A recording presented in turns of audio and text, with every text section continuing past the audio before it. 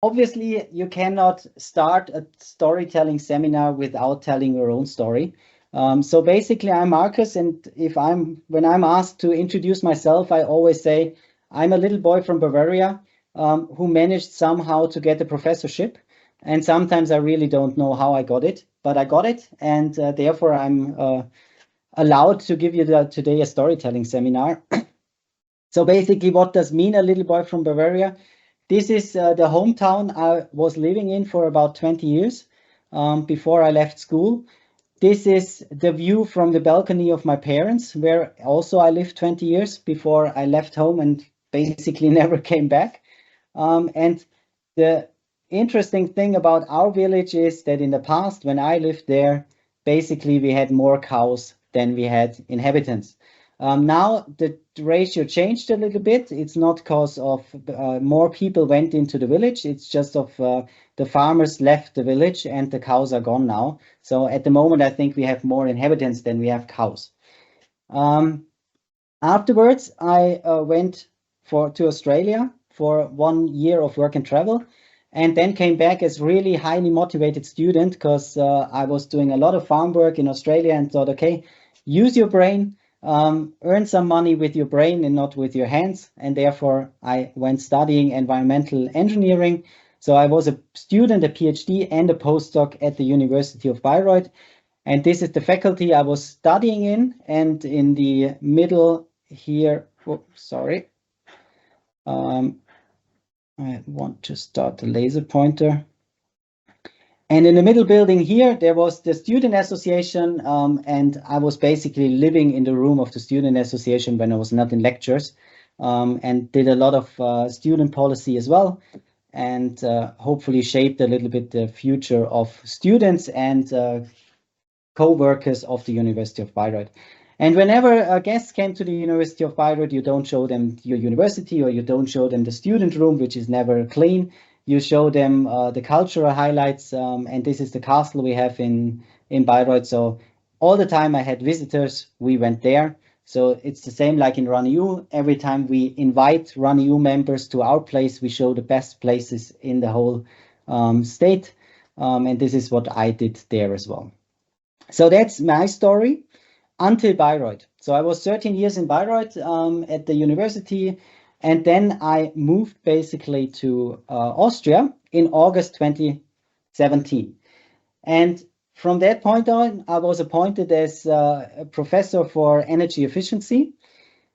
And I came to Austria with a clear goal of raising a lot of money to get a big group in energy technology. That was my idea, that was my goal, and that was also the goal of the University of Applied Science here in Vorarlberg with me.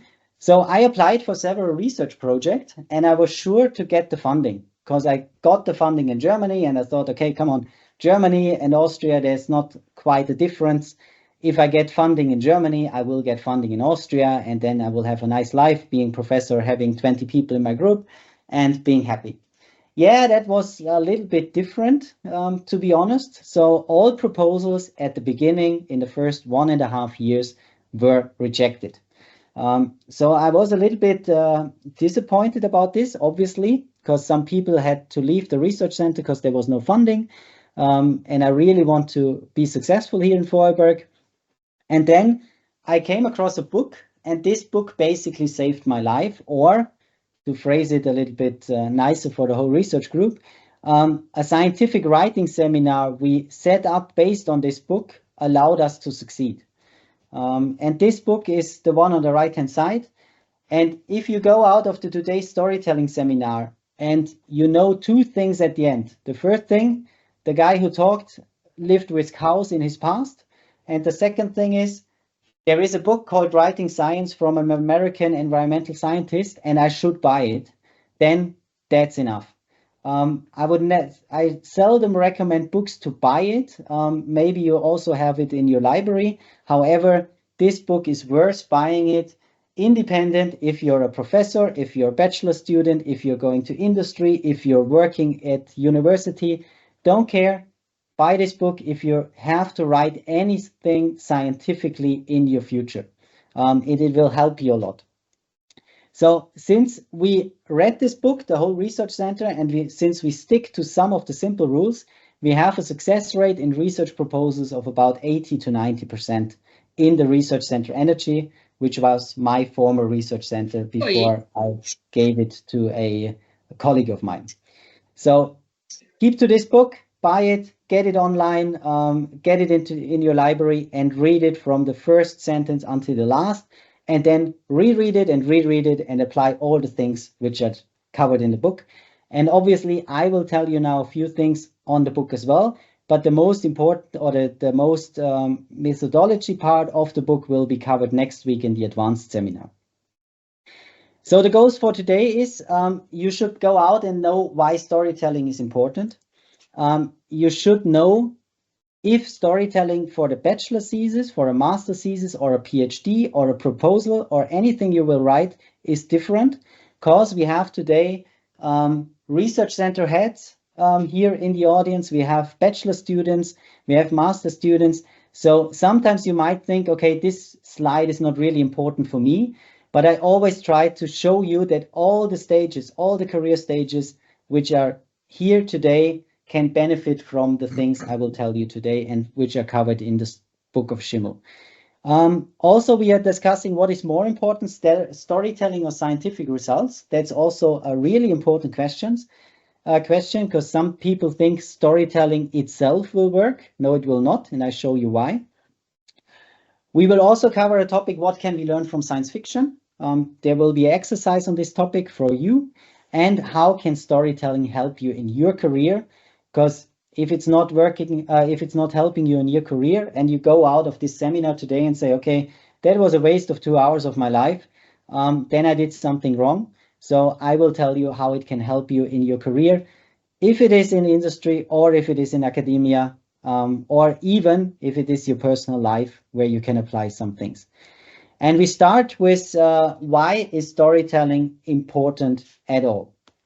That's the first question, and you might just take a minute to answer the question on yourself, because I have 6 bullet points, and then we will see if one of the bullet points you have in your mind right now also is in my bullet point list.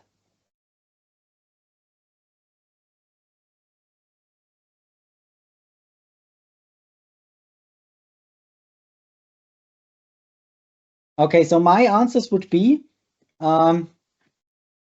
you want to be remembered as a scientist in general. That's the goal of all of us, I think. I don't think that we want to be scientists just to be a scientist and having no impact or not being remembered. You want to get published. That's another important point to set up your career in science. Then you want to get cited. Some people publish, but they are not cited because no one finds their publications or finds their publications interesting. You want to get funding for research proposals, for research grants, or you want to get the money of the management for doing your research in industry.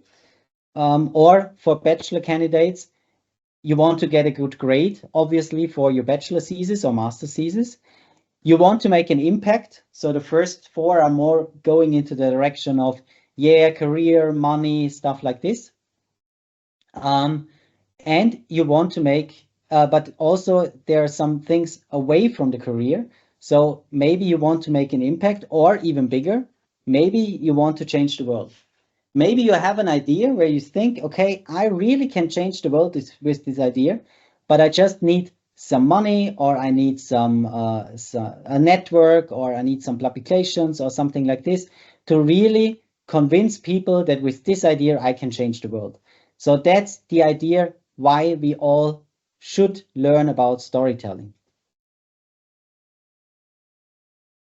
As I saw, 2 people wrote something in the chat. So always when I ask a question or something like this, you can write it in the chat. I will have the chat open next to me, and it's maybe also important for all the others who are joining the seminar today to see what you think about the questions I'm telling, because basically I just can say what I'm thinking, but it's also interesting for me at the end of the seminar, at the end of the 2 hours, to go through the text and the chat and see what you would have answered or how you would have answered these questions.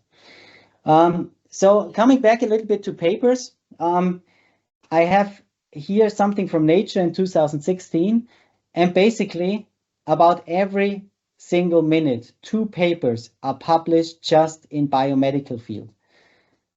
So that's an immense number of papers which are there every single year, and that's just the biomedical field. There are other fields where you're basically in. For bachelor thesis, it's not that high the number, but if you have a supervisor who is having 6, 7, 8 bachelor candidates, it's still 6, 7, 8 bachelor theses he or she has to read and has to grade. So basically, for us as a researcher, or for you as future researcher, we have to stand out for the editors to get into the review stage. Because think about your last paper you have published. Did you get to the review stage in the first journal, or was the editor already telling you, okay, this is not in the scope of my journal? So we have to stand out for editors. We have to stand out for reviewers to get published. And afterwards, and that's the most important thing, we have to stand out for readers to be read. If no one is reading our publications and no one is citing our publications, we are not having or making an impact. So first of all, the first stage is editors, afterwards reviewers, and afterwards we have to convince the readers that we stand out from all the others. And I asked myself a little bit when preparing this workshop about my last paper. Think about the last interesting paper you found online, because we want to get cited. Just take your notebook and write down, when did you save the file? When did you integrate it in your biography system? And I hope you all use some. If not, bachelor candidates, download Zotero right now and use it, because it makes life very, very easy. How often did you open the file? When did you use some of the content? And when did you cite it? So basically what you should have in your notebook, our paper is found online, our paper is stored in Zotero, our paper is read, our paper is used, and our paper is cited. Would be interesting to now see, or at least for you, write down the numbers you think that you have done with your last interesting paper you found online. Here again, I give you a few seconds to write down the 5 numbers.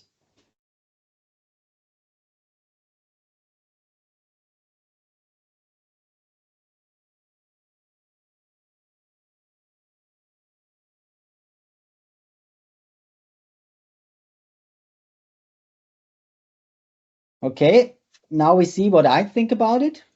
Our paper is found online, obviously on day 1. That's always a start. We are found online. Our paper is stored in Zotero. If we are good, we are stored in day 1. Because every time I download a paper, I put it in Zotero directly, because then it's saved. And maybe our paper is even read at day 1. Then we are quite happy, because we got downloaded, we are in Zotero, and now we are read in the first day. However, the time when our paper is used, I was quite optimistic during the next 3 months. If you're thinking about your bachelor's thesis, you start basically, let's assume your bachelor's thesis in February and you have to hand in September. In between, you have 7 months.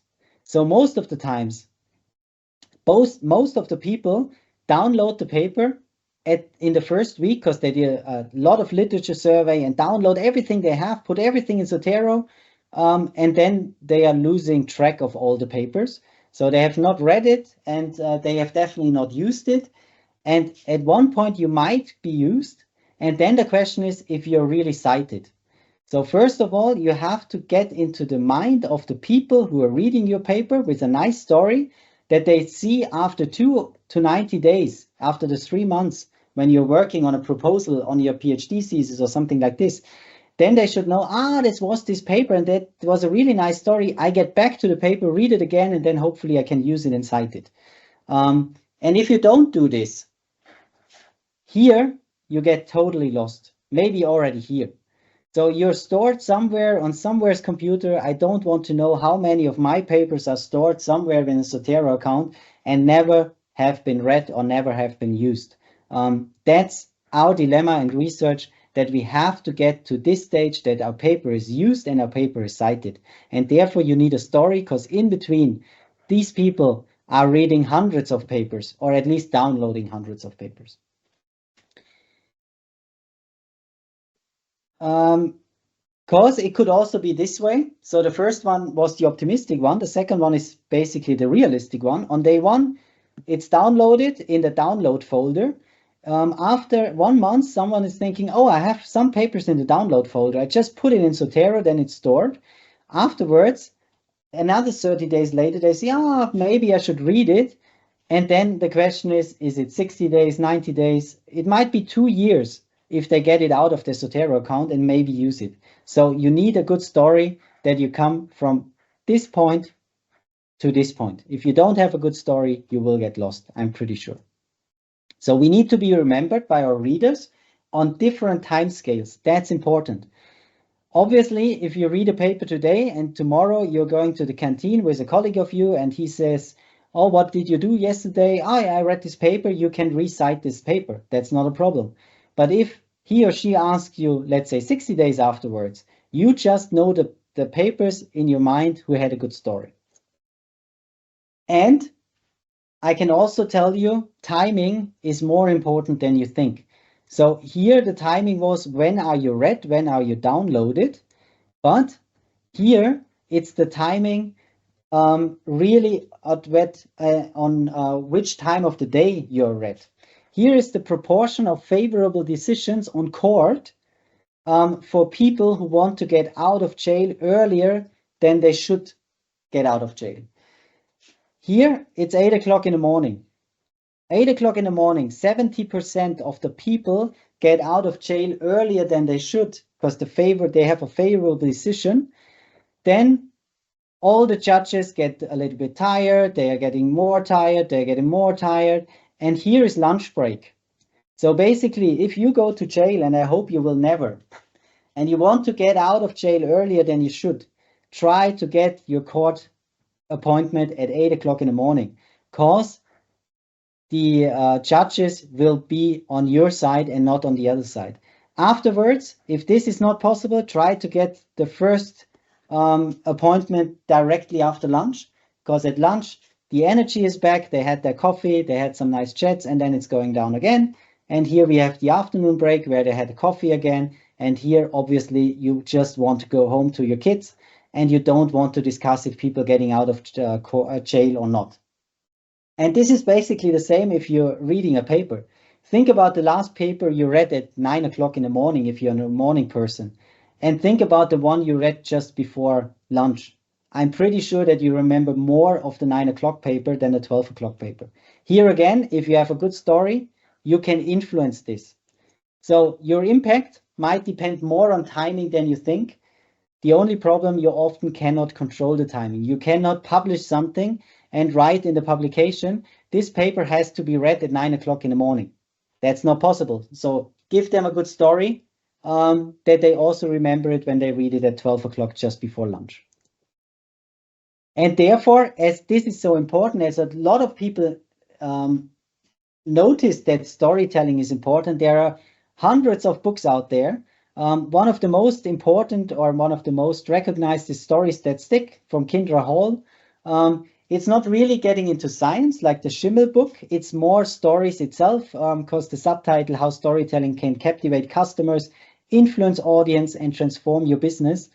What I don't want you to do is influence people with your story. I want you to convince people with your story. That's a difference. If you're doing marketing, sometimes you want to influence your audience. We as a researcher and as students want to convince our audience with our story. That's a big difference, but still we can learn a lot from marketing guys and from books like this. And I also can recommend this book if you want to go into more detail. So I hope you know now, okay, storytelling seems to be interesting. I'm getting earlier out of jail, maybe, if I have a good story. It's about timing. It's about getting cited. It's about a good grade in my bachelor, master, or PhD thesis. So now the question is, do I have to have a course storytelling for bachelor candidates, storytelling for master candidates, storytelling for PhD candidates? and storytelling for professors. Obviously, you see, no, I don't think so, because I offer now today a storytelling course for all of these people, including professors, lecturers. There are people from RunEU, there are people from outside RunEU. I think I even saw someone registered from industry, because everyone could use it, but there is a little bit of a difference still. If you have a look on this chain here, this is from the Schimmel book as well. So basically, Schimmel says, if you want to do science, you always, first of all, need data. From the data, you gather the information. So data itself is worth nothing. You know that you can download big data on different things. Now, if you do not get the information out of the data is useless. If you have the information, you should still always aim for getting new knowledge of the information. So if you say, okay, I have a data that the temperature rises in July by 1 degree per day, that's data. The information is, okay, it seems like end of July is hotter than beginning of July. That's information. But next thing is getting to knowledge. Is it really okay, or is it really the case that every single day it's getting 1 degree hotter, or is it just a really confused or a July that is not the same July like the last years? And then, if you have this knowledge, you have to get to a new understanding. So if you really see from your data, from your information, and from the gained knowledge that the July is from now on always the hottest month in the year, and it was in the past the June or the August, there might be some link to climate change. And this is the new understanding. So the new understanding is always that your community is thinking about knowledge, information, and data differently than they had done before. And this is something that happens from time to time, that you change your whole community because you show something from your data, from your information and your knowledge that changes the total understanding of the whole community. And here we see the difference between bachelor, master, and PhD candidates, because the first two are enough for discussions. So you can discuss with your bachelor colleagues or with your family data and information. If you have a new knowledge and not an old knowledge, a new knowledge, you can maybe go to a conference. But if you want to aim for journal papers or if you want to aim for research proposals, you have to tell the reader that they can expect new understanding from your research proposal or from your journal paper, because if not, they will not read it. And coming back to bachelor, master, and PhDs, I always tell my students, for a good bachelor level, you are okay if you have good data and got all the information which is lying in the data out of it and summarize it in your bachelor thesis. And maybe you have a hint of a new knowledge. For a master candidate, I say, okay, you need not just data. Data is always necessary. You also need some information, and you also have to gain new knowledge for your master thesis, because this is showing that you're working scientifically. And as a PhD level, you have to get to a new understanding. And the important thing is that you show the reader that you really did it. Because sometimes we as readers read a bachelor thesis, read a master thesis, and then we are thinking, okay, where is the new knowledge? And I always tell the people, why not include a chapter, or at least in the conclusion say, based on my data and my information, we now know that, or we know the first time that. Then you can really show that it's the first time this knowledge is shared and that you are responsible for getting this knowledge. And then I'm pretty sure your grading will be better than for people who just showed their data and their information and never went into the direction of new knowledge. And for professors, obviously, if you want to gain new money for your staff and you want to apply for research proposals, you always have to go to new understanding. You have to convince the community that you're the professor who really is able to solve this lack in literature and get the new understanding into the whole community.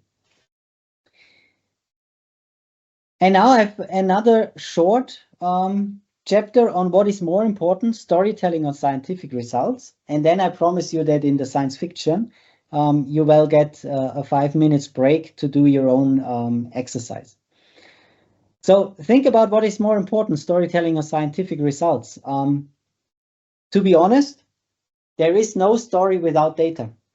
So the story you can tell on the right-hand side. If you don't have the data and if you don't have good data, you will never come up with a convincing knowledge and convincing understanding, and therefore never come up with a convincing story at all.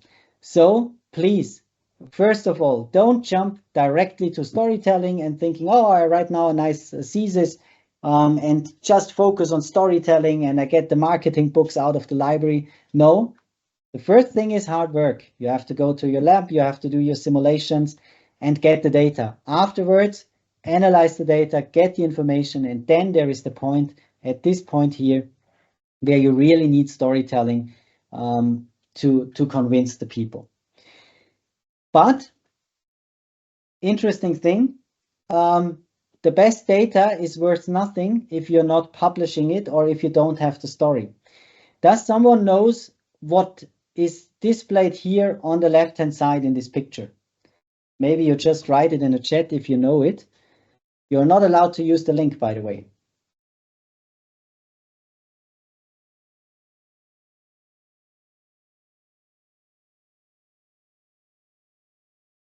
Yeah, photo 59 of one of DNA. That's true. So we had two people who answered and one who was right. I show you now the right-hand side. And now you can think if you remember this one.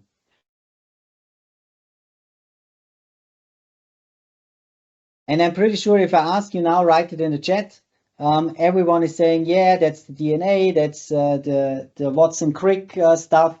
Watson-Crick model. You're right. That's exactly it. Everyone or a lot of people know the right-hand side picture and almost none of us knows the left-hand side picture. Why? The left-hand side picture was basically a 2D picture who showed for the first time the basis for the DNA and the Watson-Crick model. The problem here is, and I really want to tell you this, and I really want to read you the following articles. The left-hand side was done by Rosalind Franklin. And now I can ask you how many people know Rosalind Franklin? Maybe you just raise your hands. Who ever heard about Rosalind Franklin? Okay, 1, 2, 3, 7. Okay. Yeah, at least more than 10. Okay, get your hands down again.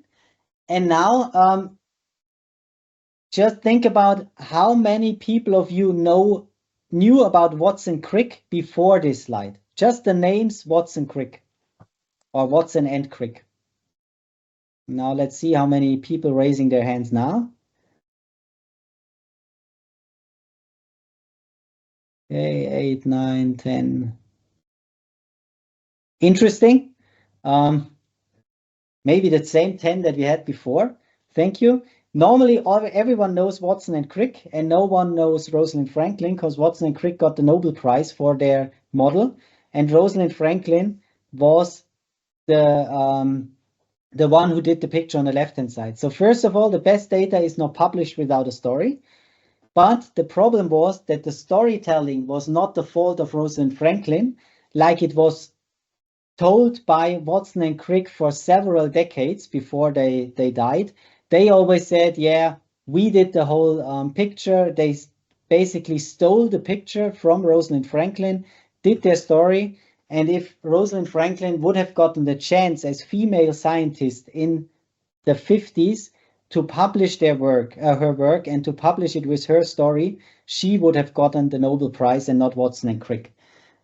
So the two things you should learn, first of all, have a good data, and from the good data, you need a good story to get cited, and maybe you get a Nobel Prize. And the second thing is recognize the people who have the data. Sometimes, especially we as professors, think about, oh yeah, the master candidate just got the data from the lab and then we publish it. If I publish something where the PhD or the bachelor or the master candidate did the data and did most of the work, they are first author. And maybe I'm lucky to be on the paper because I'm their supervisor, but you should never be the first author or like it was done in the past. Thankfully, or thank God that it was in the past. Sometimes the professor just published on their own without even naming their students or without even getting their students on the author list. So these times are gone. Hopefully, think always about the people who got you the data, who built the test trick for you, who helped you with the simulation, etc. Okay, so what we learned, data is fine, but we need the story, and there will be no story without data. And now we are coming to my most favorable part of the seminar or of the workshop today. What can we learn from science fiction? And now you basically have an exercise to do.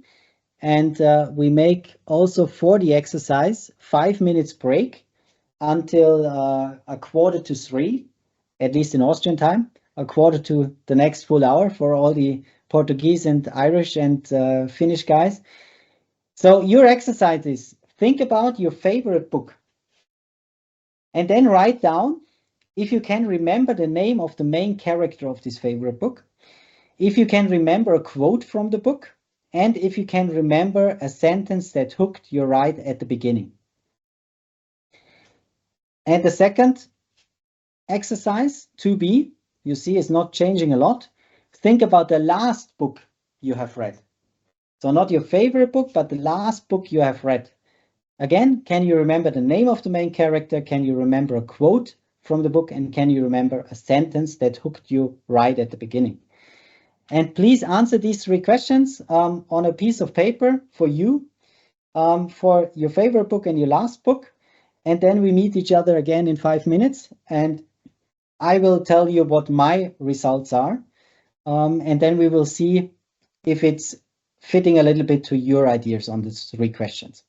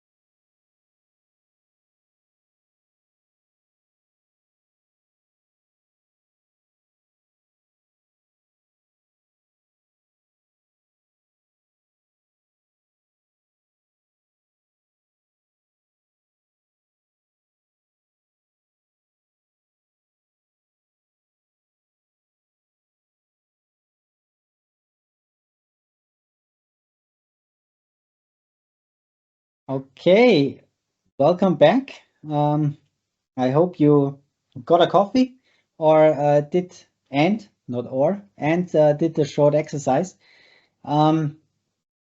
Is someone in the audience, we have 71 people, who had as favorite book The Little Prince? If yes, raise your hand. Okay, Marta, Anna, Christina. Okay, a lot of people. Sorry. Is one of you just want to answer these three questions? Because I'm curious, because my one is Little Prince as well. And I'm curious if we have answered the same things. So the first is obvious. Can you remember the name of the main character? It's the Little Prince. So please, one of you five, turn on your microphone if you want to, and answer the second and the third question. Would be nice.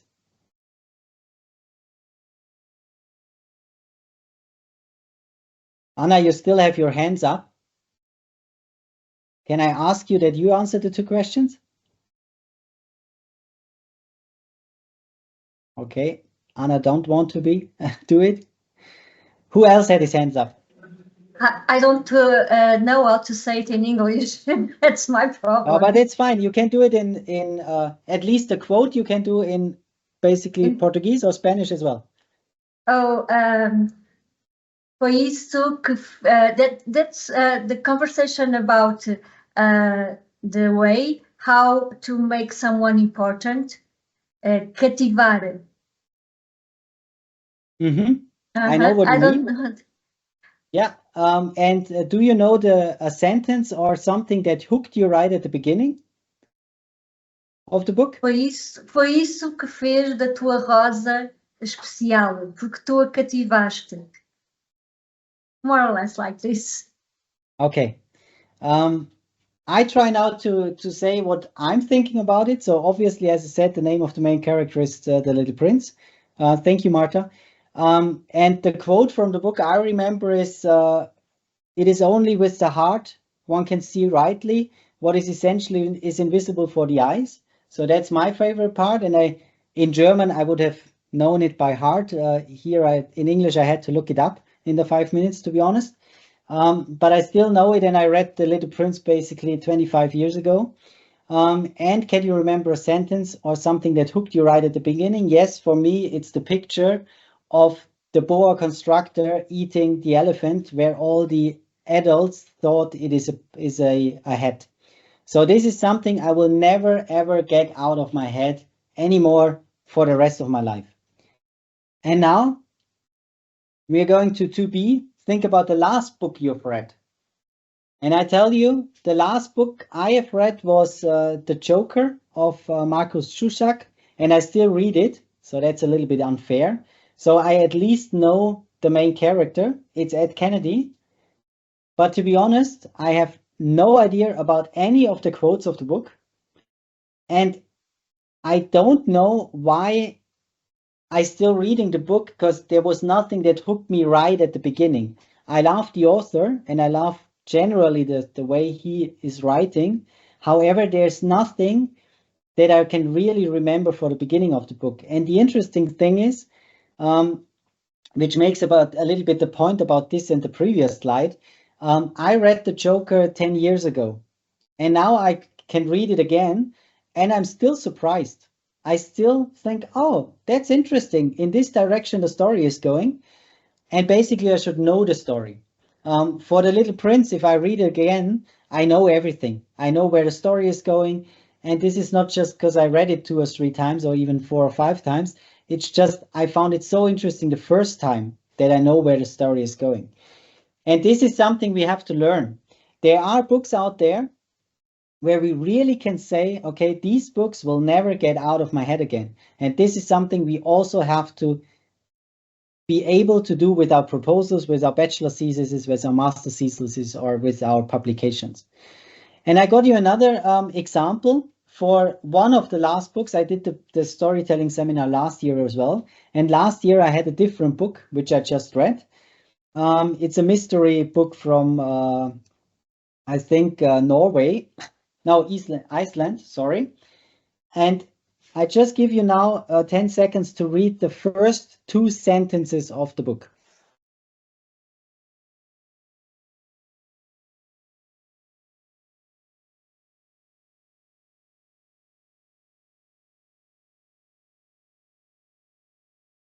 And in my opinion, that is storytelling at its best.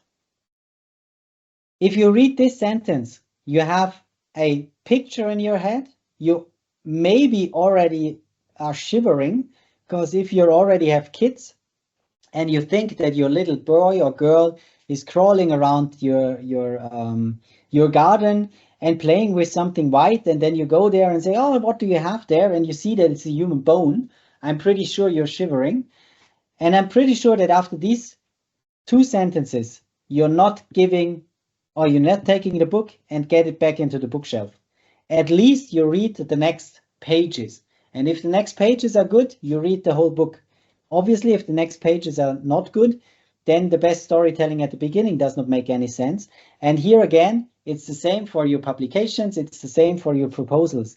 You have to start with a really high level on storytelling that the people are getting into your proposal, are getting into your publication or into your bachelor and master thesis. Obviously, you might say now as a bachelor and master candidate, yeah, but the professor has to read my bachelor thesis anyway. Yes, he or she has to read it, but it would be better if he or she is happy to read it. And this is what you can achieve with good storytelling at the beginning, that they're really curious. Okay, that's nice. I really want to read this bachelor thesis now, or I really want to read the proposal. And this is what we all can learn from science fiction. So all the time you're lying in bed or you're going to the beach and you're reading a novel, you always can learn something from work. Don't work in your vacations. That's not what I'm saying. I'm saying even in a novel, you can learn something for work, which you might use after your holiday. And now I want to give you an example how I used it in my career. 3 years ago, I applied for a research fund, and the proposal was called Lab for Accelerating Lifetime Testing. Basically, we want to alter materials in our lab, wanted to have 200,000 euro for getting climate chambers and 1 million euro for getting PhD candidates for 5 years to set up the whole system and to get new competencies at FHV. And at this point, I had no idea about material science. Why? Because the the postdoc candidate who should actually have written the proposal, she canceled her contract just 1 month before the submission deadline, and there was basically nothing on paper. And I said, okay, then I just have to write it. So I had to do good storytelling because my knowledge on material science was not that good at this time. And so I wrote in the state of the art the following sentence at the beginning. The desire to reduce aging is as old as mankind itself. Even at the time of the pharaohs, extensive embalming measures were carried out after death. Although the preservation of a deceased pharaoh no longer has any connection with the problems faced by today's companies, the example nevertheless vividly demonstrates how diverse the areas of applications for corresponding know-how are. So my idea was, if I don't know the state of the art holistically, I just get into specific use cases and I introduce the use cases with this, just telling them there are so many use cases out there. I will tell you a few. And I started with the pharaohs. And then I took the whole proposal, which I do quite often, and gave it to to 2 fresh students at my institute at this time, to a master student and a PhD student. They were basically here at my institute for 3 days, and I gave them the 40 pages and told them, okay, we want to have 1.2 million euro. Just give me your feedback. And they came into my office and said 2 days later, Marcus, we understand the concept of the proposal and the necessity for accelerating lifetime testing, but why on earth did you start with the pharaohs? This was their question. They said, it's easy to read. We would give you the money, but why on earth do you have the pharaohs in there? And I said, exactly because of this. I want the reviewer to keep my proposal in their mind until the funding decision is made. Here as well, you never get a proposal and make the funding decision at the same time. You might do the funding decision later on. So you have to be kept in mind. And I like the idea at this point that everyone who is reading my proposal and evaluating my proposal are thinking, I still have to evaluate this Faro proposal. Because then you're in their mind. And if you're in their mind, you might get this 1 point more that you get the money and not someone else. So this is what we can learn from science fiction. No one ever would have used a Faro example in an industrial accelerating lifetime testing proposal if you have never heard about storytelling. I'm not so sure if this was the only reason why we got the money, but at least it was 1 point where the reviewer said, okay, we remind this, or we remember this proposal. And now already to the last chapter. How can storytelling help you in your career? And here a little remark to the bachelor students and master students. I will have now examples from writing proposals, but it is the same for your bachelor and master thesis. As I said before, your supervisor might have 5, 6, 7 bachelor theses to grade. It's not that different to 5, 6, 7, 8 different proposals. But I have an example today with proposals because it's fitting quite well into this seminar. But first, again, a short exercise, and I give you again 2 or 3 minutes. Think about your last research proposal or your last seminar work. I cannot ask you about your last bachelor thesis because this is something you do once in your life, hopefully. But you have in your bachelor or in your master, you have a lot of seminar works. So think about the deadline. When did you submit the proposal? So that's always day 1, the submission. How long did the professor use to read and grade your bachelor thesis? Or how long did the review of your proposal last, or the review of your paper? And last of all, last of the question, how long was the justification you got for the approval or rejection of the proposal, or how long was the justification or for the grade you got in your seminar work? So here again, 2 or 3 minutes. Think about your last proposal if you're a researcher who has already submitted one, or your last paper, or your last seminar work if you're a student.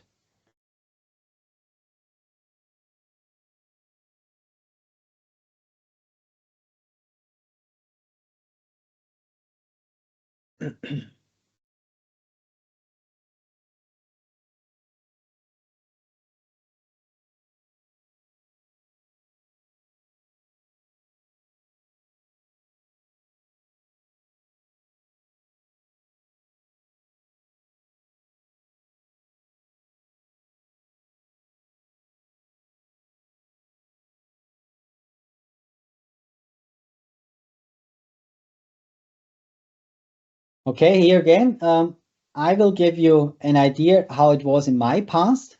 And this time I was not the person who wrote the research proposal. Instead, I was the person who had to evaluate the research proposal. This was just when I was in Germany, I think in 2009, so 15 years ago, I was contacted by the Austrian agency. Oh, it was 2001X, because I'm not allowed to tell you the exact year, because then you would have known that I maybe evaluated your proposal. But I was contacted by the Austrian funding agency FFG. So it's the funding agency for applied research together with companies. And they said, dear Dr. Preisinger, as one of the experts in your field, we want to invite you to review 10 research proposals within the National Funding Program, Energy Research and Development. Please ensure that you submit all reviews from forms within the next 30 days. We also want to invite you to our headquarters for a discussion and final decision of all submitted proposals together with 3 colleagues end of November, and want to ask you if you can serve as a panel speaker in the final decision meeting. So basically what is the case here? That's the big energy research and development call in Austria. It's always in September, the deadline. Then you as a reviewer get 10 research proposals, and each of the research proposals has about 30 to 70 pages. So let's say an average of 50 pages. You read 500 pages in the next 30 days and evaluating these 10 research proposals. And then everyone is invited in November to Vienna. And then you're sitting there in Vienna in a room with 3 other colleagues, and you have your grading from 0 points to 100. And if you all have 88 points, everything is fine. But if you have graded it with 80 points and another one with 100 and another one with 20, you have to discuss who is right and who is really giving, or you have to, at the end, decide for one grading between 0 and 100 points.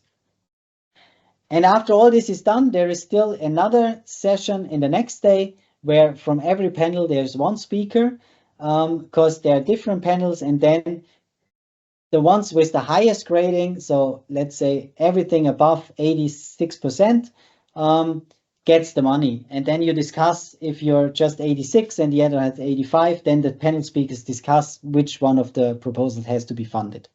So that's the idea behind it. And now what happens? As I said, you get 10 proposals with an average of 50 pages. So 500 pages you have to read. For me, it was not possible to say to my boss at this time, okay, I need a free October to read the 500 pages. No, I had to do it next to my job. So basically what I did, I went home from university, sat down on my desk or eat something, then sat down on my desk. And then I was reading the proposals sometimes until late at night.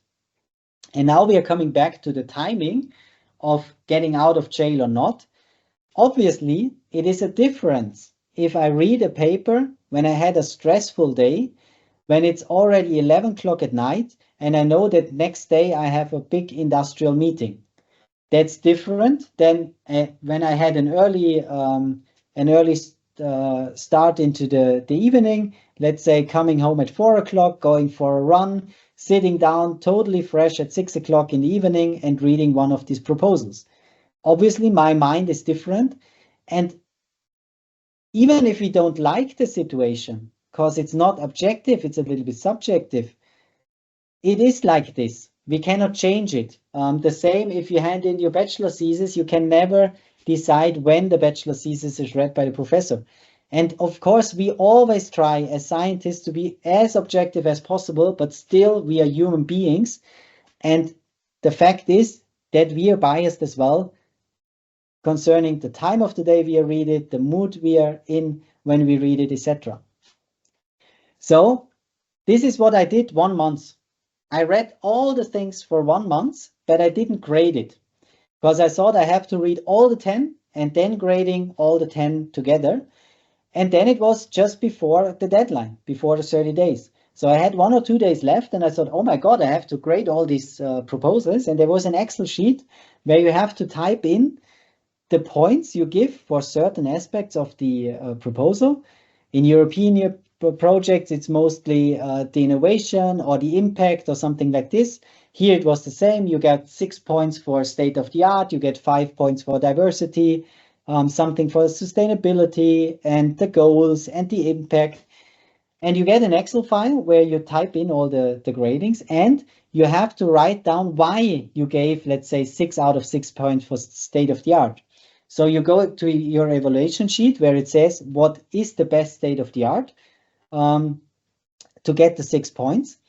And then you get all the paper or all the proposals out again and just go through the 50 pages really quickly to find the sentences that you can put into the form. And this is what I did. I took all the proposals and marked sentences where I thought these sentences might be useful as a justification for my grading for the points in the proposal. And now it's important, we have to make it easy for the reader. I got a lot of rejections for papers, for publication, for proposals, or I see a lot of rejections where the reviewer says the goals are not specific enough. And then the researcher says, yeah, but why? See here on page 7, I had a specific goal, and then there was page 9, I had a specific goal, and then it was page 12 in this paragraph, I had a specific goal. Yes, but the reader did not read it, or the reader did not see it because it was hidden. So always try to show the reader and show the reviewer where the most important things are. It has a reason why at the end of really good publications, at the end of the introduction, it's always a chapter. Therefore, we see the lack in literature is bullet point, bullet point, bullet points. So we want to answer the following 2 research questions. Because then the reader sees and the reviewer sees, okay, there is a new understanding. And here as well, if I get at the state of the art, at the end, a short summary of the state of the art, maybe in boldface or in a frame, which says the state of the art shows clearly that we have a lack in literature in the topic of accelerating lifetime testing of polymers. Then I give 6 out of 6 points, copy exactly this sentence to the evaluation form, and that's it, you get the money.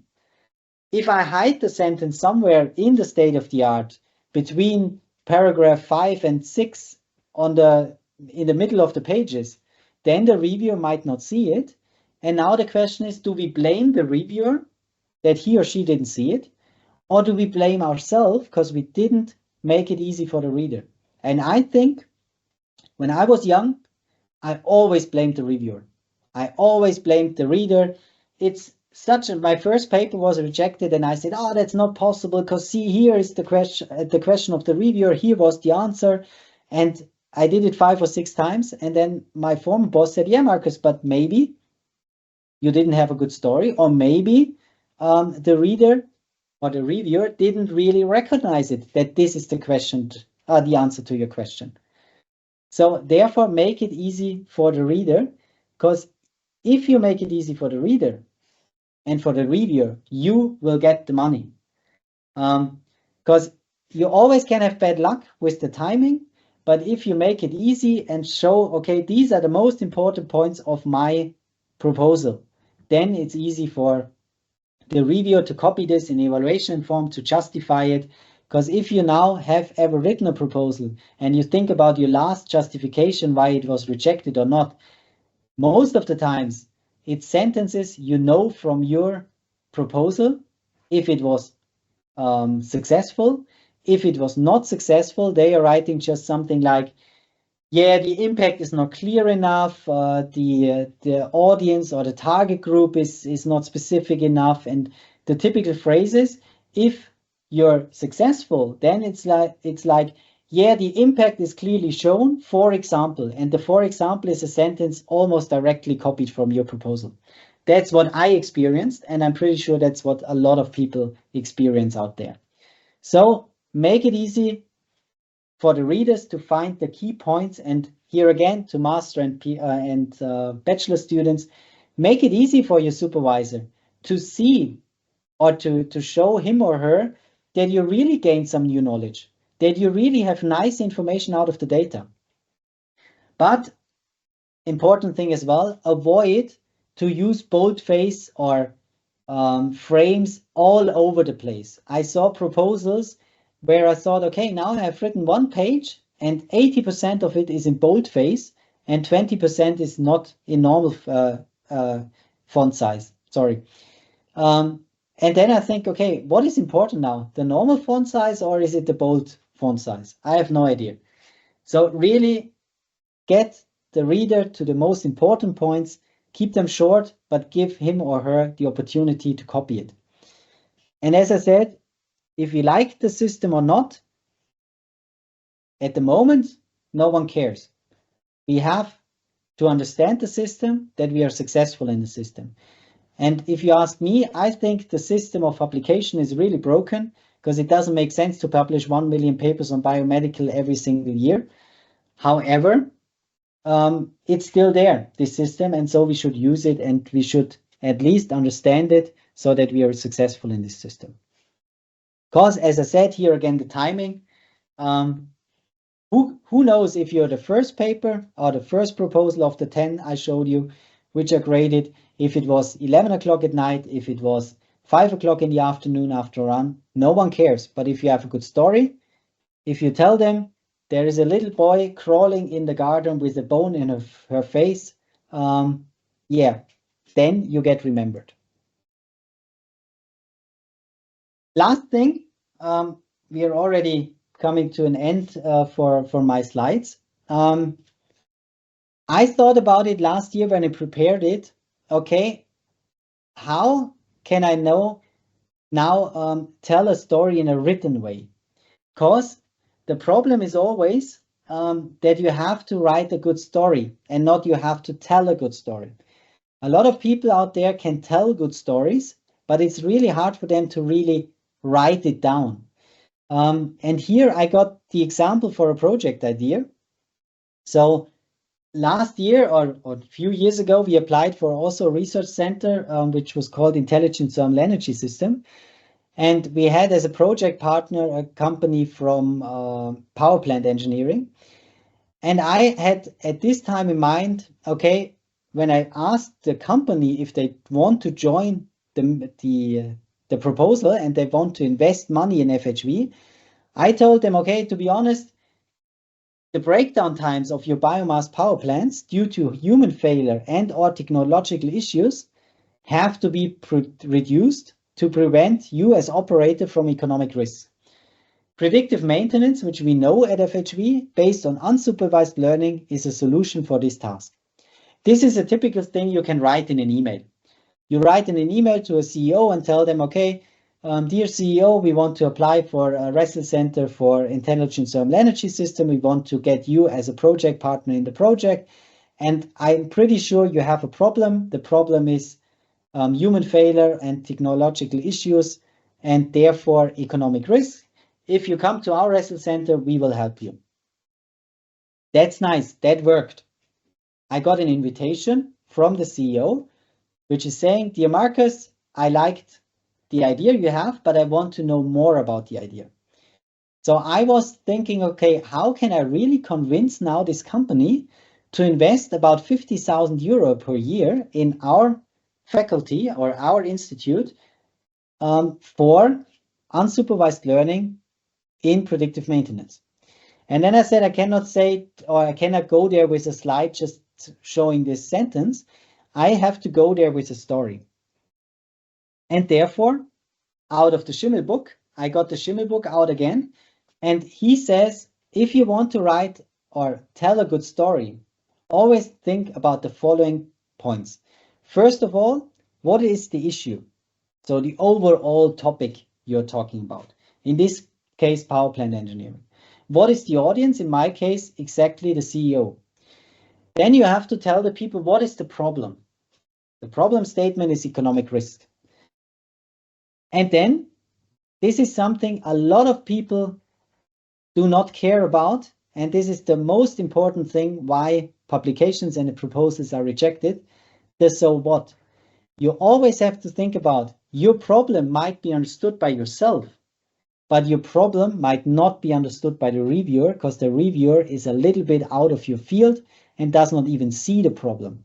So you have to tell the reader and the reviewer, okay, I read now the problem, but what's the problem with the problem? So then that's the explanation of the problem, and then tell the people what solutions you can offer. And here again, a lot of people fail then to show the benefits. So if I read papers, I sometimes see, okay, a good problem statement, a good solution, but actually I don't know why it is a problem and I don't see the benefits for my community. So this is something you have to tell at the end. I have a solution and the benefits for the whole community or for you as company or for you as, I have no idea, as my customer. This is the benefits you get out of my solution. So please invest in me. Please give me the money for the proposal. Please get my paper into the publication so that the community can learn from it. And this is something I do all the time when I prepare for meetings like this with the CEO. So what I did, I took this issue and then I said, okay, where is my example? And now I tell you a story.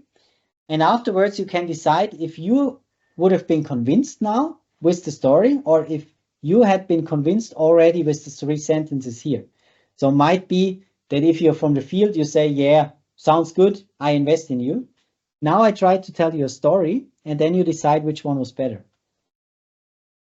So think about, you have Bob. Bob is a power plant engineer at your power plant in Germany. You're the CEO. And to be honest, Bob has a problem because Bob has the night shift from Saturday to Sunday. And he sees a problem in his power plant. One of the temperature sensors is not showing the same temperature like it showed the last night, but it's running away. It's still increasing. And I'm really getting nervous as Bob because I don't know what to do. The only thing I can do is I can call Sarah. Who is Sarah? Sarah is the one who is the chief officer of the power plant. And she knows exactly if this is a problem or not. The problem is at the moment that Sarah is sleeping because it's from Saturday to Sunday. It's 3 o'clock in the morning. But as I don't know what this temperature sensor is doing, I call the emergency and call Sarah. So what does Sarah have to do? Sarah gets out of her bed, totally tired, has to drive to the power plant, discuss with Bob, okay, is it really a problem? And Sarah says at the end, oh, Bob, that was not a problem. That's the obvious thing. We had this 3 weeks ago. So I'm going home now. Now you can think, who is happy? No one of them. Sarah is tired. Sarah is getting to bed, lost 2 hours of sleep. Bob is unhappy because he had to awake Sarah. Everyone in this situation is unhappy. So that's the problem. And as a CEO, you see that it's really a problem because you paid Bob for a night shift and now you paid Sarah as well for going there with the car, and now everyone is unhappy. So what we can offer you in our new research proposal is we take Bob, and Bob has the same problem. We cannot solve the problem that the temperature is increasing, but we can store the whole temperature sensors and the data in the cloud and analyze the data with unsupervised learning if it is really a problem or if it's a normal behavior. Because 3 weeks ago, when Sarah had the night shift and Bob had not had the night shift, this was a typical situation Sarah already had, and this is how she reacted. So we basically say, Bob, have a look at this temperature sensor next to the other one. If it's okay, then just one temperature sensor is broken. You don't have to wake Sarah, tell her on Monday, and on Monday she will fix the problem, but you don't have to call her. And what happens? Bob does not have to call Sarah. Sarah does not have to get out of bed. Sarah is coming back to work on Monday morning, ask Bob, how was the night? And he says, yeah, we had this temperature sensor rising again, but you had the problem 3 weeks ago. And I saw it in the system because it was stored there. So I had a look on the other temperature sensor. Maybe you tell the technician to change the temperature sensor 1, but from now on, until this is done, we can rely on temperature sensor 2. And Sarah says, Bob, you're a good guy. Well done. And now I take over and you can go home and sleep. And what we call this predictive maintenance with unsupervised learning, and we actually submit a proposal called pre-MAL. And this is a story. I go back. This is a text.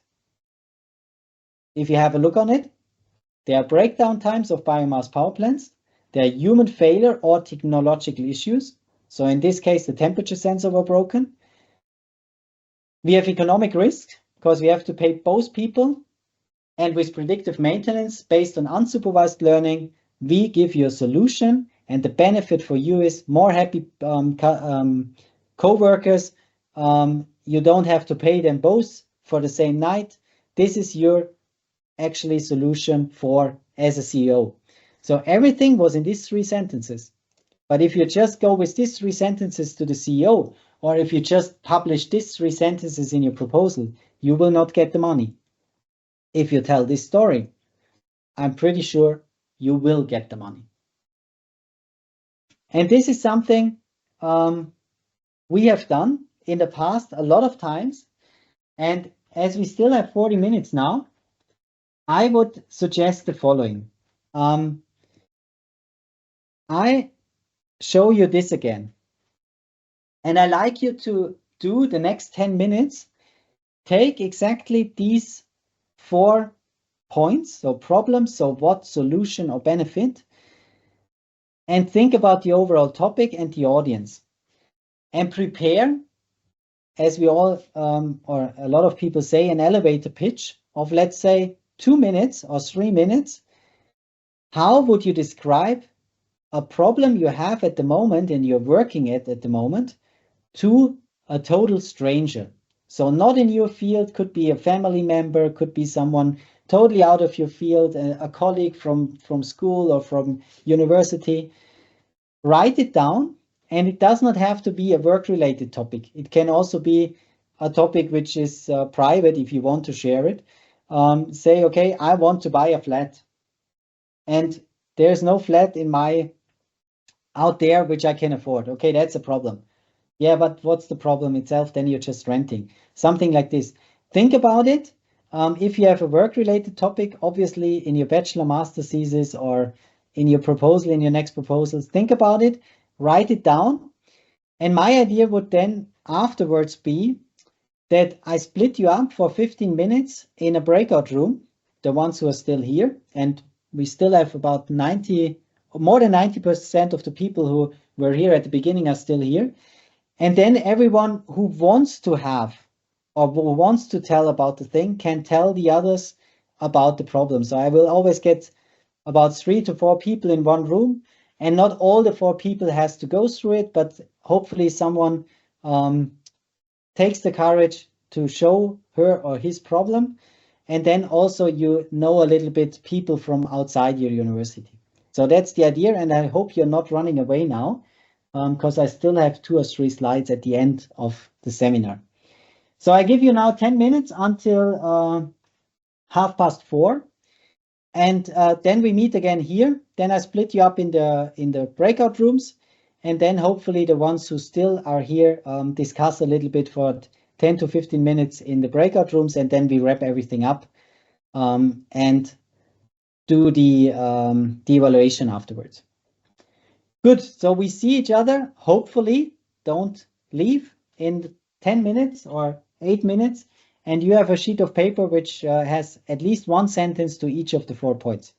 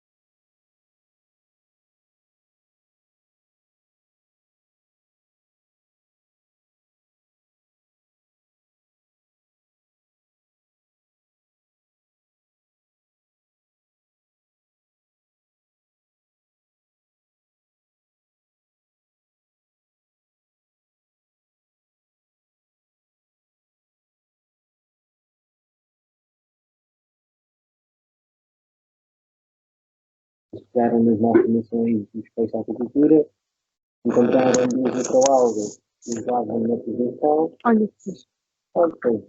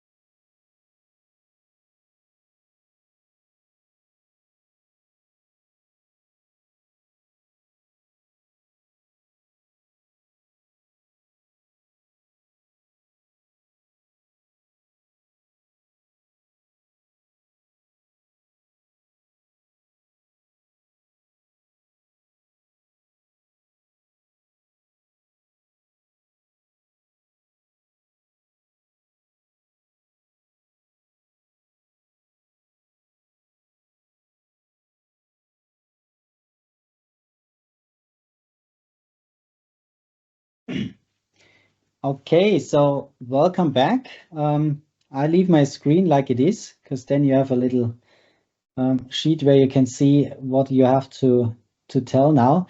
So the idea is now we still have 46 brave scientists or students who are getting now into the breakout rooms.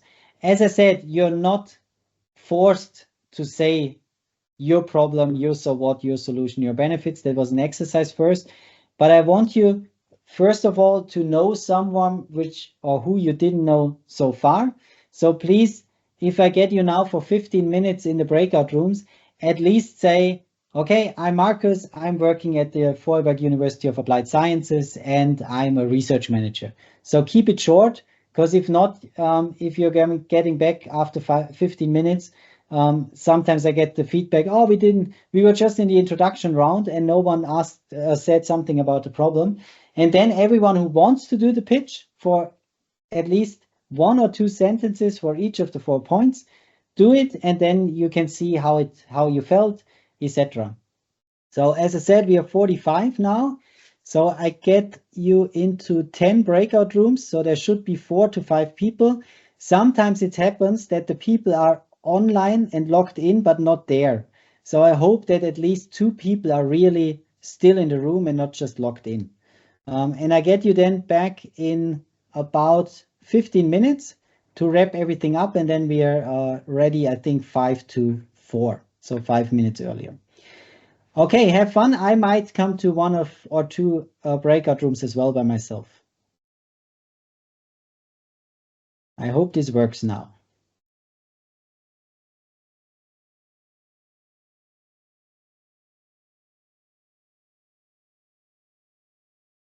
Okay, let's see.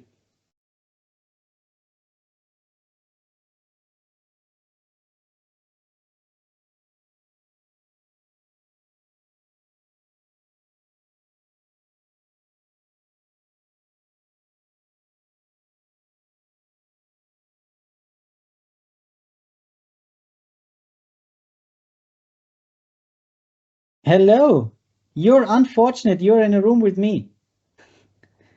Who are you? Are you still here? Switch on your cameras.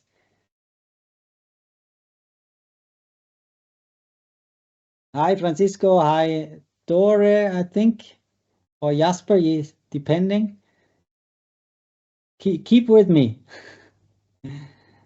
Hi, Francisco. Who are you? Are you muted? Yes. Yes, now I can speak. Perfect. Introduce yourself. I don't know you by now. Who, myself, Francisco? Yes. Yes. So, I'm from Ipca, Portugal, and I teach tourism. I'm actually the director of the course in tourism. And when I saw the theme of this webinar, storytelling, I thought it was another thing about storytelling, but in tourism. Ah, okay. Good. But Who it's else is here? interesting. What I heard from you, it's very interesting, very interesting. I was very pleased with what you have told. Okay. Hi, Christina. You want to introduce yourself as well? Hello. Are you hearing me? Yes. Yeah. Hello. Yeah. Sorry, I was in another room, but no one is talking with me, so I am in this room. Oh, My name okay. is Christina. My name is Christina. I'm from Portugal, from Leiria. I'm a full-time teacher in nursing. I'm a nursing teacher. Okay, perfect. I don't know if the other two are just logged in, but does one of you, either Francisco or Christina, did you have a look on the slides or problems or what solution benefit? Do you want to tell your story or your problem? Christina, go ahead if you want. Okay, I can start. Okay. Yes, I had to think about it. Right now, I'm dealing with a problem. I believe it's very common in academics. We have to dealing with several challenges at all at the same time. So we have to find and to create strategies to work-life balance, and that is the problem. The capacity we have to find strategies, efficient strategies to give answers to our difficulty to make our work-life balance. Yeah. And I don't know if you want to say something. What is your solution? What is your solution? Okay, solutions. I found 3 points in the benefits. Solutions first. Sorry.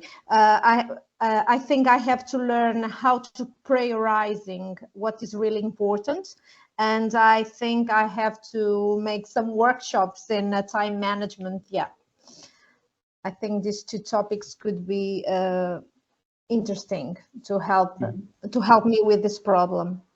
And the benefits to solve these situations, I think I will be more motivated, more healthy, more satisfied, and more happy. Great. What did you answer on the point B, audience? So for whom was the pitch now? For your family or for your colleagues, or? I believe my colleagues, yes. I start to say that in academia, we are living in Portugal, is my reality. We are living this kind of problem. We have to deal with the teachings, with the research, and all to the full time, and it's not very easy. Okay, great. Francisco, what do you want to say something as well? As I told you, I found very interesting your lecture. Very interesting. This is really something very interesting. The way you present a storytelling to sell. In fact, a book, a paper, a study. It seems very interesting. Although when I appointed to attend your webinar, I thought it was about the storytelling in tourism, you know. But you know, I'm not.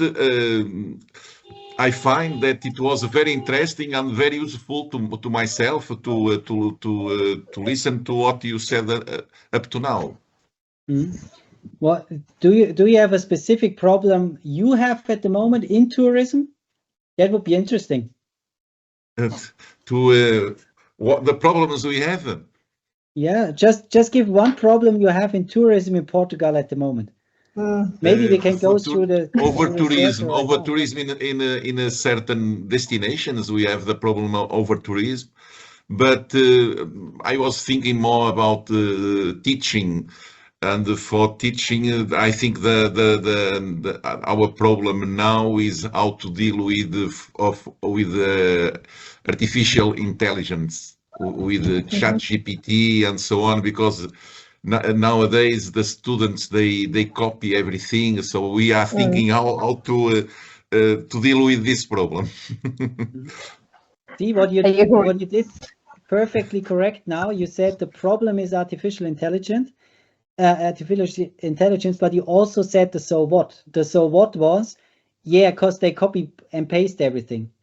Yes. Because the first time we would say, yeah, artificial intelligence, where is the problem? But if you then say to someone who is not teaching, yeah, they copy everything and we don't know how to grade it, then they have a so what. Do you already have solutions, Edipka? No, we are thinking of to find some solutions. One of the solutions, instead of using the computer, we have, for example, for the assessment, to use a paper, to do the exercise still with a pen and with a paper to avoid the students be attempted to copy from the ChatGPT. Mm-hmm. So now we have a solution. Get back the it's exam. Not a solution, but we can survive with it. Yeah, it's at least a possible solution. We don't say that it's the best solution, but it's a possible one. And now the last thing is always we have to use the paper under the yeah. light. And the last question we always have to answer then is, where is the benefit? The benefit obviously is they are not able to copy a fair anymore. Assessment. The benefit is to a fair assessment. Yes. Yeah. Otherwise, otherwise the students, don't study because they can copy. So why to work? Yeah. And see, this is, in my opinion, a perfect example of storytelling. Because if you go to your students in the first lecture and telling them, okay, you know what, at the end of the year, we have an exam with just a pen and a paper, they would ask, yeah, why? But we want to use computers and all this stuff. And if you then say, okay, see, we have artificial intelligence. If you use it, you can just copy it. Therefore, we decided at the faculty level to use the analog way.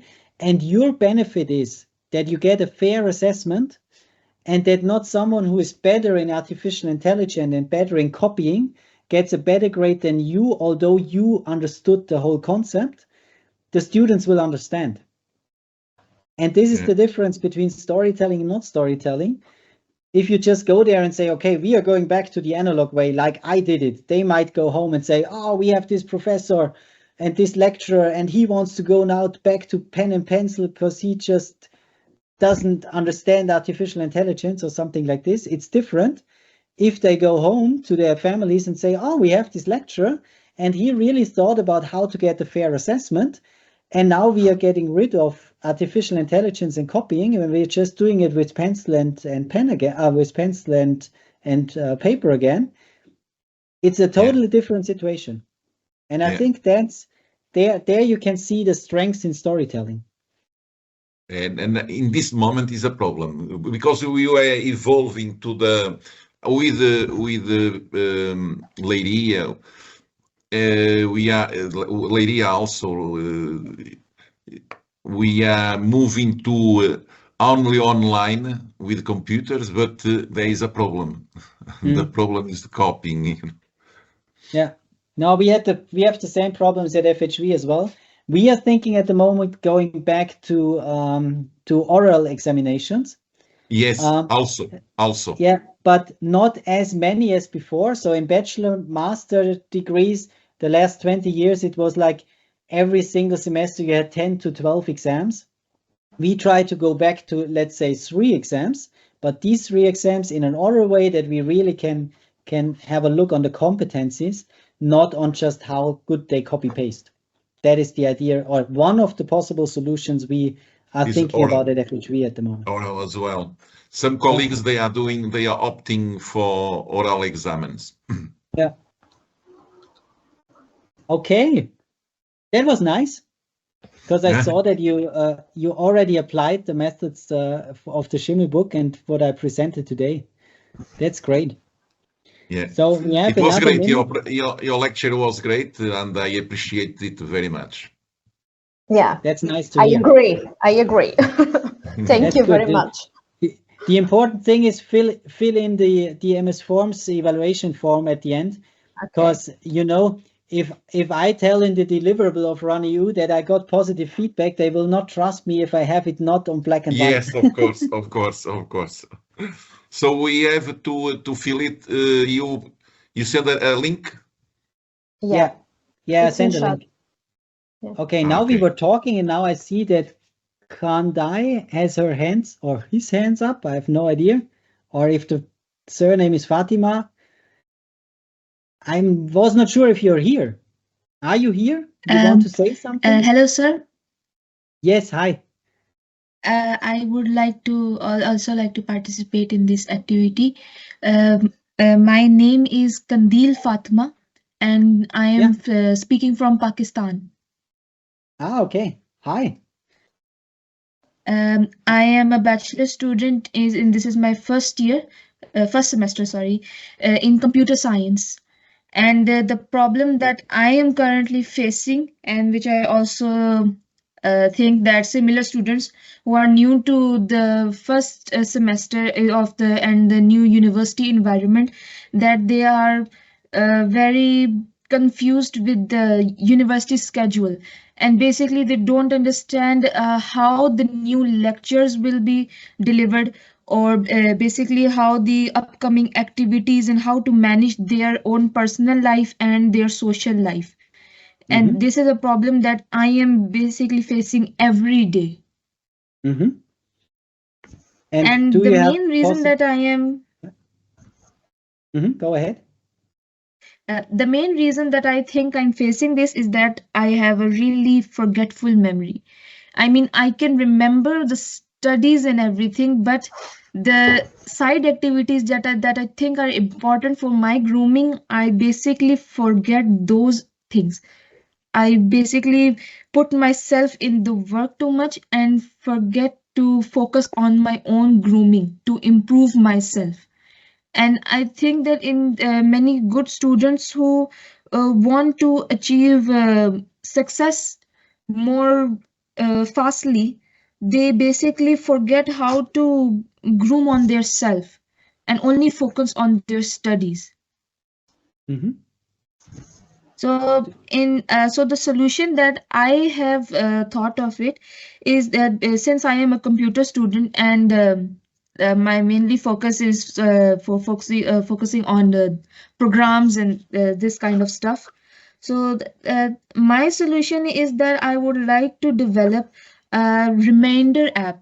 Basically when I went to the app stores every day. I may go to the app store every day and look for multiple apps, and there I find the reminder apps basically work online. And in my country we have a huge network issue. There is you cannot get a Wi-Fi available 24/7. Like every day there is some issue, and I even face that issue. And I think that I should develop an app, or if I ever get a group, I want to develop an app that can even work offline and remind us of our daily work, and also help us remind us on a grooming on ourselves also. Or another solution that I thought of it is that I really am a fan of robotics, and I always dreamt of creating this small robot desk buddy that reminds you and is like a little pal for you while working. Like you're doing work here, and then he's telling you some jokes to lighten your mood, and telling you a little story to feel less stressful, and then is also reminding you you have to do this work in 10 minutes, you have to complete this work in the next hour. So that is also a fun way. And when the benefit that I think of this is that when we will have this type of solution with us, or a robot buddy or an app, we will be able to complete this work more fastly. And for me, I think I would become less forgetful with my self grooming, and it will also um, make my work fun for me. I have tried several apps in the last months, and I am basically using two apps mainly. that are very helpful for me in basically reminding my daily works. One is Habitica, I think. Yes, Habitica and Forest. These two apps for me are very helpful. Forest basically helps me improve my focus. It basically puts my mobile phone on lock and allows me to focus completely. And Habitica is like a task work where I can regularly assign myself daily tasks. But both have a problem that they work on network, and I want an app that works offline. Okay, perfect. As we have to go back to the main room, Fatima, I know an app which works offline, and I write it in the chat in the main room. So Okay. maybe you can use this as well. And now I get everyone back into the main room, and we finish up today's seminar. Thank you for your participation. Thank you. Thank you, sir. Congratulations, Good Marcos. Congratulations Thank you. for your lecture. Thank you. Let's see. I hope that you're all getting back now.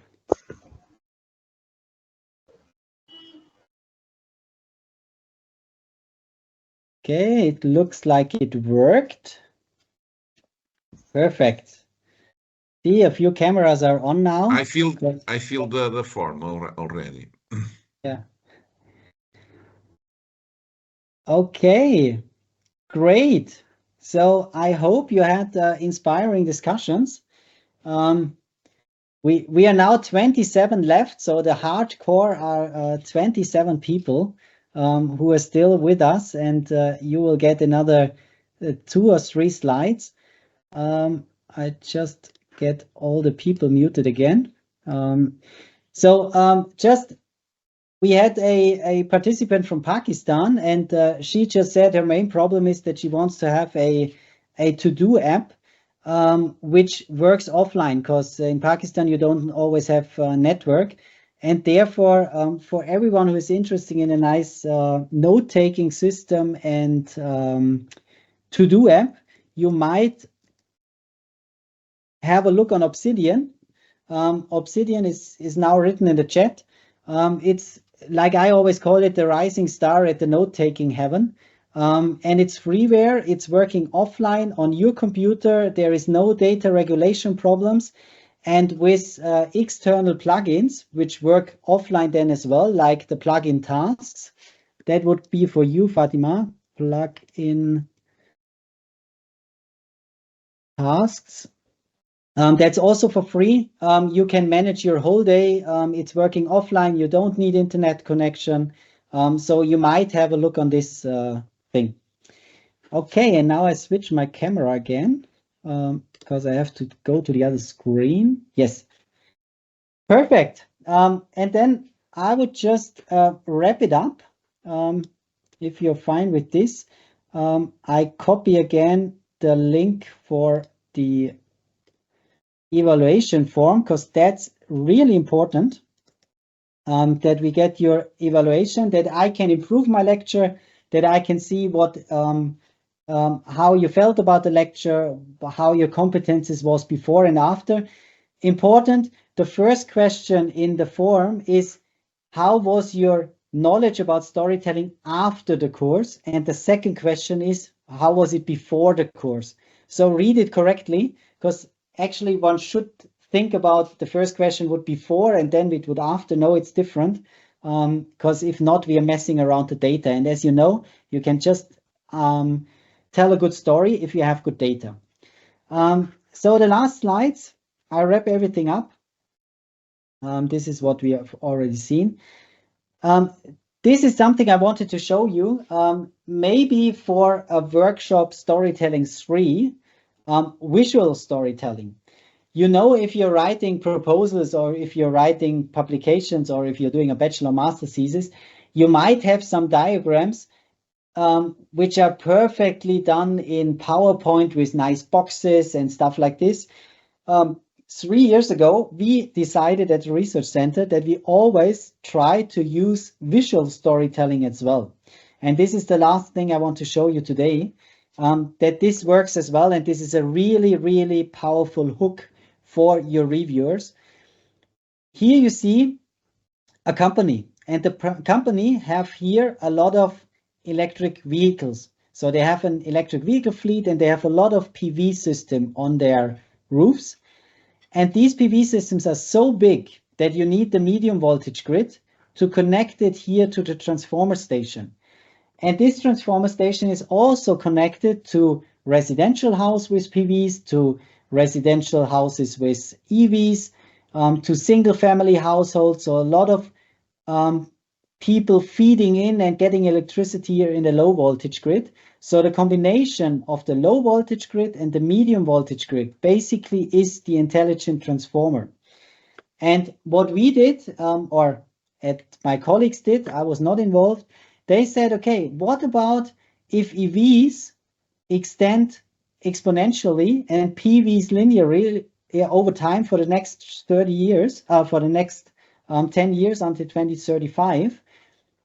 How is the medium voltage grid still working, or is the low voltage grid still working, or is the transformer a problem? And they did a grid analysis and said, okay, with these number of EVs and this capacity of PVs, we have a grid that is green and we have a grid that is red, so it's broken, and orange is like, okay, it's not really broken, but it's not good anymore. And then they developed strategies in their research project where they asked external stakeholders and analyzed how do we get from broken grids to medium grids, so it's okay, to green grids, and how do we implement these as algorithms into our system again. And then they started all over again. They said, okay, now let's try if this PV is not there anymore. Where is the problem?